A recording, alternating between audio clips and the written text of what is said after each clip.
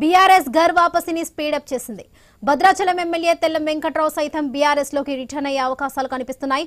అసెంబ్లీలోని BRS office కు తెల్లం వెంకట్రావు రావడంతో కలకలం రేగుతుంది.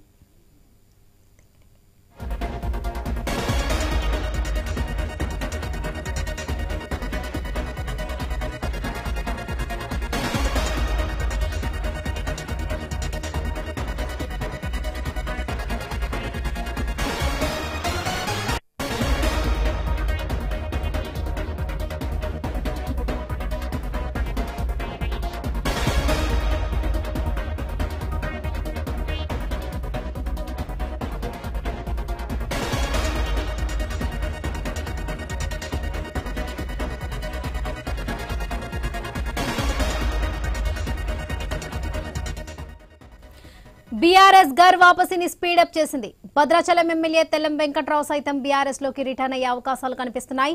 అసెంబ్లీలోని బీఆర్ఎస్ ఆఫీస్ కు తెల్లం వెంకట్రావు రావడంతో కలకలం రేగుతుంది. ఇదే విషయానికి సంబంధించి మరిన్ని అప్డేట్స్ మా బ్యూరో చీఫ్ రాజు అందిస్తారు. రాజు చెప్పండి.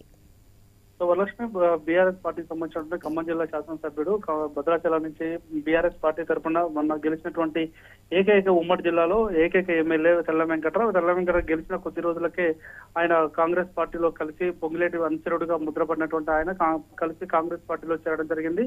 అయితే ఈ రోజు ఉదయం గద్వాల ఎమ్మెల్యే బండ కృష్ణమోహన్ రెడ్డి బీఆర్ఎస్ పార్టీ అధినేత వర్కింగ్ ప్రెసిడెంట్ కేసీఆర్ ని ఛాంబర్ లో కలిసి ఎమ్మెల్యేతో కలిసి స్వీకరించి తాను ఈ పార్టీలోనే కొనసాగుతానని చెప్పేసి ఇటీవల పార్టీలు మారిన ఆయన వచ్చి చెప్పారు. చెప్పిన గంటన్నర సేపట్లోనే మళ్ళీ తెల్లం వెంకట్రావు వచ్చేసి ఇక్కడ లాబీలో కేటీఆర్ ని కలవడం అనేది చర్చనీయాంశం జరిగింది. తను కూడా పార్టీ మారి తిరిగి వస్తానని చెప్పాడా లేదా అనేది కూడా గోప్యంగా ఉంచారు. కానీ పార్టీలోకి మాత్రం పోయిన ఎమ్మెల్యేలు వచ్చి పార్టీ నాయకుల్ని కలవడం పట్ల పార్టీలో ఒక చర్చనీయాంశం మొదలైంది. పోయిన వాళ్ళంతా తిరిగి వస్తారు అని చెప్పేసి ఇప్పుడు 10 మంది వెళ్ళారు కాబట్టి 10 మందిలో 2 ఇప్పుడు తిరిగి వచ్చినట్టుగా వాళ్ళు లెక్కలేసుకుంటున్నారు.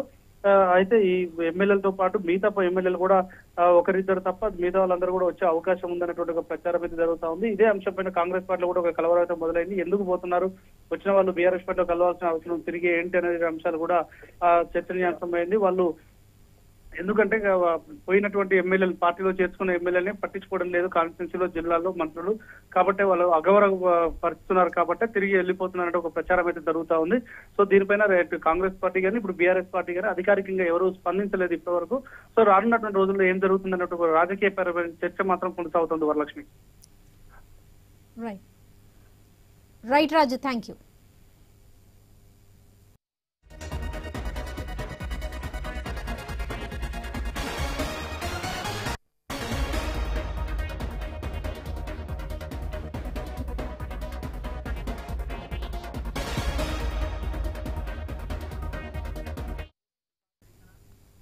బీఆర్ఎస్ ఘర్ వాపసిని స్పీడప్ చేసింది.